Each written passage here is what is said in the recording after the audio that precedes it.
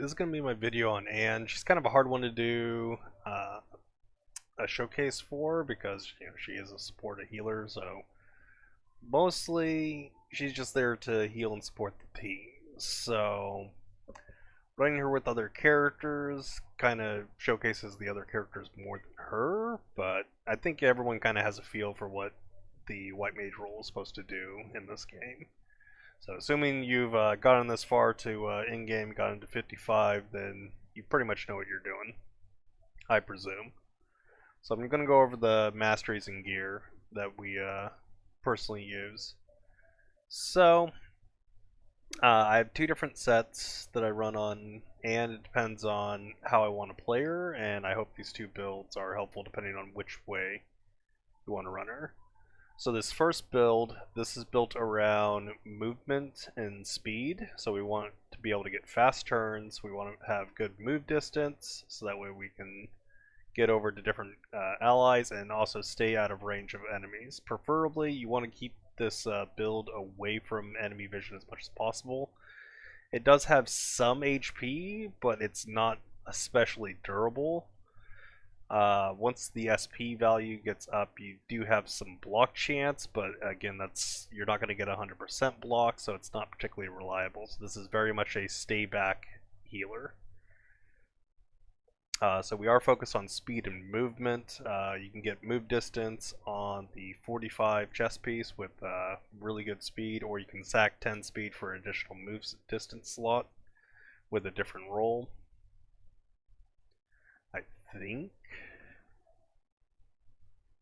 may not be a roll for the chest that gives move speed. I can't remember for the coats, but the speed's good. For the accessory slot, it's a good idea to get move distance on a Bonaparte's bracelet. This is farmed from Sanson. This will give you some move distance, gives you some blocks, some speed, and some HP. Anne does not wear bracelets, so she's mostly just going to get like ESP power stuff, but she doesn't really need a lot of ESP power to be a strong healer. So even with this 1000 ESP, she's really good at just topping people off, regardless.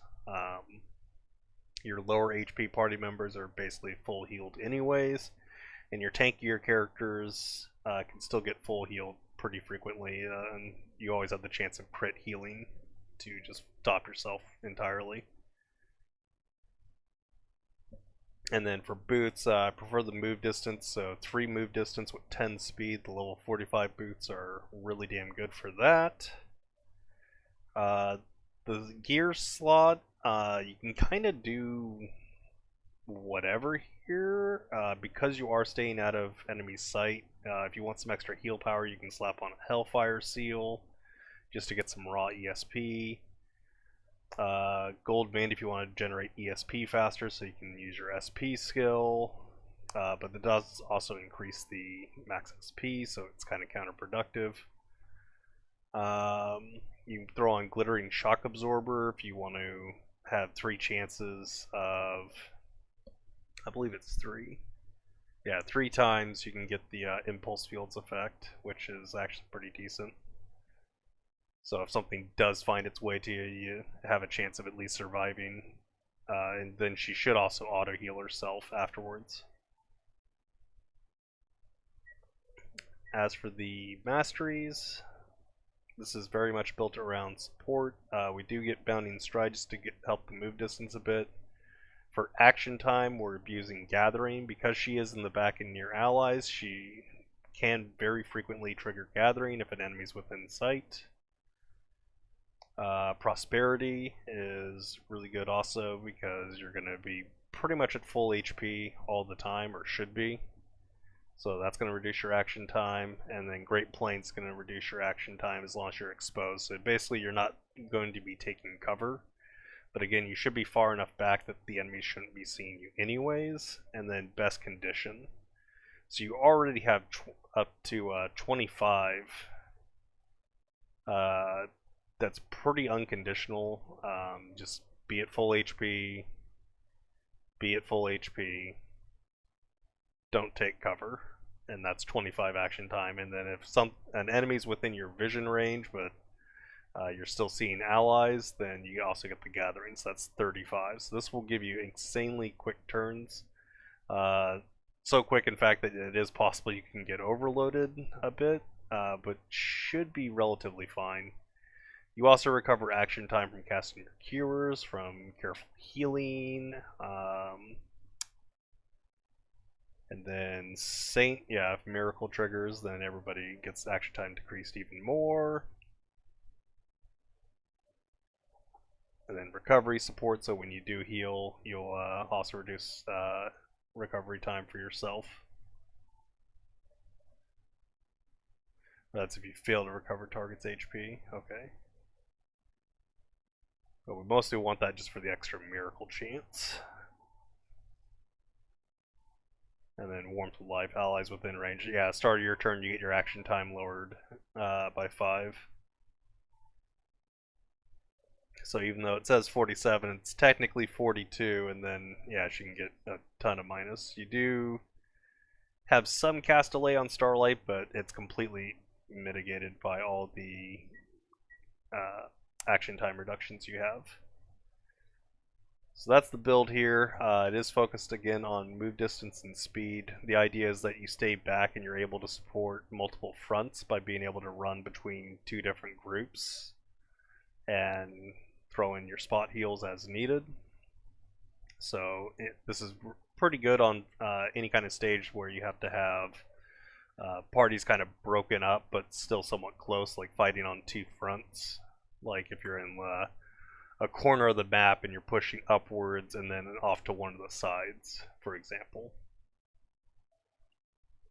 Then she's able to run back and forth and make sure everyone's healed, applying buffs. And for buffs, she of course applies a ton of vigor recovery, regeneration, with blessing of regeneration, and then Apostle is applying discipline and strength buffs to your party, so you can get that 300 ESP power on your casters and 300 strength on your melee attackers that aren't named Albus, basically, or melee, but your physical damage dealers. So she's really good at supporting Giselle, hazing, Ray for the physical damage size, Kylie, and then also good for supporting your casters like Irene, Scion, and Bianca with ESP power.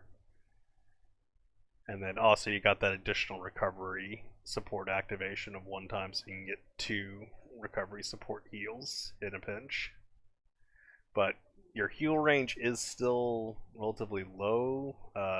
Yeah, you only got 5 range on Starlight, so you still got to be really careful. I don't think we've gotten any masteries or anything that increase the heal range. Let's see, increases the range of Holy Shield. Increases the range of Liveliness, which increases HP recovery by 50%. That's why you usually don't need too much ESP power right there. Yeah, nothing increases the range of your heal, so that 5 heal range still means you gotta get kinda close to party members, and definitely puts you within vision of enemies if you're running up to tanks. So this build is meant to stay back. If your tanks need healing, the tanks should actually run back to Anne, preferably. But that's how this build works. Now I do have a second build. Switch over to the gear. And switch the mastery board. So the second build is quite a bit different. It's not nearly as quick. You do lose a lot of speed. You do make up by having your cast delay lower with this setup. So it kind of balances out. You do not have as much move distance either. But this Anne is meant to be much more up close and personal with her healing. So she is fairly durable with this setup. So what we're doing here is we're trying to get our HP and our armor value relatively high. The idea is we want to be able to trigger Rock Castle on block. So in order to make sure we're blocking, we also run Goddess of Abundance.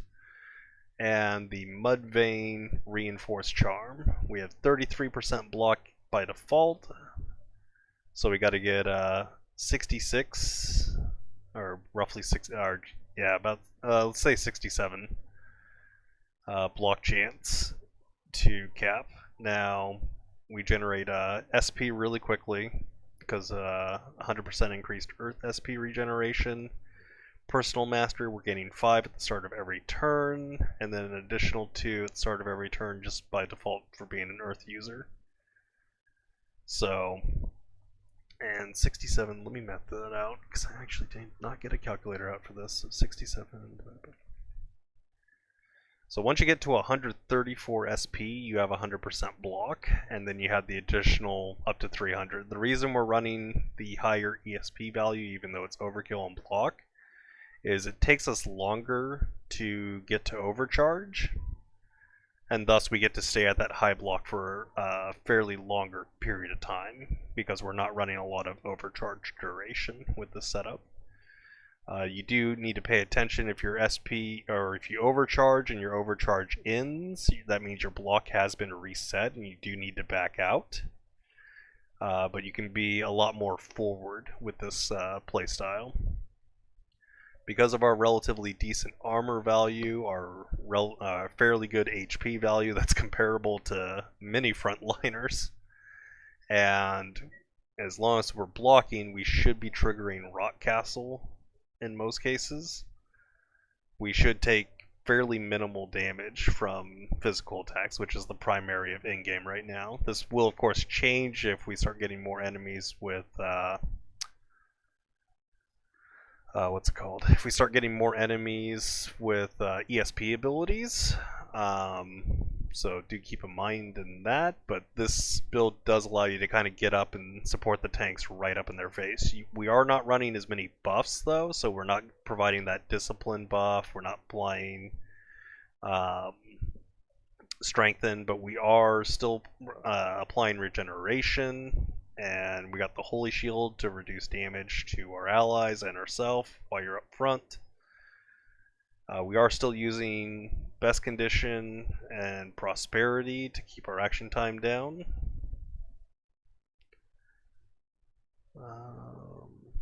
We are not fitting in Great Plains though, and you can take advantage of this by making sure to take cover. That'll help with survivability. You can find little spots to hide yourself in and keep yourself healed up. You do only have one activation of the recovery heal, but that's probably fine because again you get your turns fairly quickly. When dealing with rangers, if a ranger silences you, you will need to use your greater major healing potion to unsilence yourself. This only takes one action point, so you can still unsilence yourself and then heal somebody. But your cooldowns may also get screwed with too when you're getting hit with the rangers, so you definitely keep an eye out for rangers if you're playing that far forward. But otherwise, this is a safer way to play White Mage if you are, or if you have the tendency of needing to run in. So this is very much like a run in and rescue kind of healer, one who can stay up and support them while they're fighting, whereas the other one is more stay back, let them run to you to get heals. So it gives you two different play styles depending on what you're more comfortable with or what you feel you need. And I hope these two builds, either one helps. For gear wise on this build, we are way more focused on HP and armor, so we're looking for anything that has high HP. This could be augmented to get your HP higher. You can get up to like, I think, 3,300 HP. You can upgrade the armor values on this, so you get up to like 1,500 armor if you actually fully upgrade the chest piece, I believe. So this build can actually get decently tanky, in fact very much comparable to many frontliners, and couple that with Rock Castle, and chances are they're not going to be able to take you out in a couple hits, and you'll trigger your recovery support.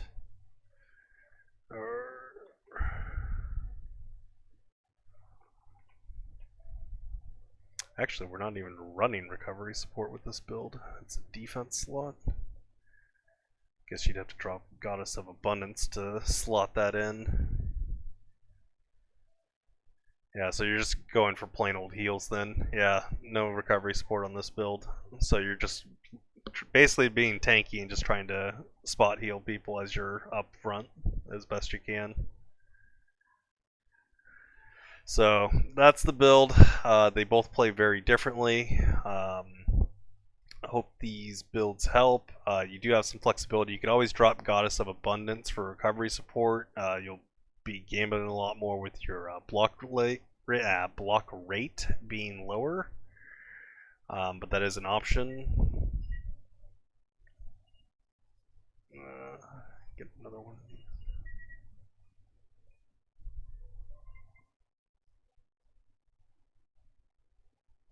And the recovery support also does rough up your action time a bit, but should still relatively be fine. But the whole point of this build is just in case like a Destron decides to go on a war criminal path and try to murder a child. This build can actually take the hits, including the jumps. So just as a precaution, this is another way to play her, and she's still able to heal fairly frequently. Because the speed is lower on this build, you should not have much issue with overload if you're playing on Mind Body Unity. So take that for what you will. Thanks for watching. God bless.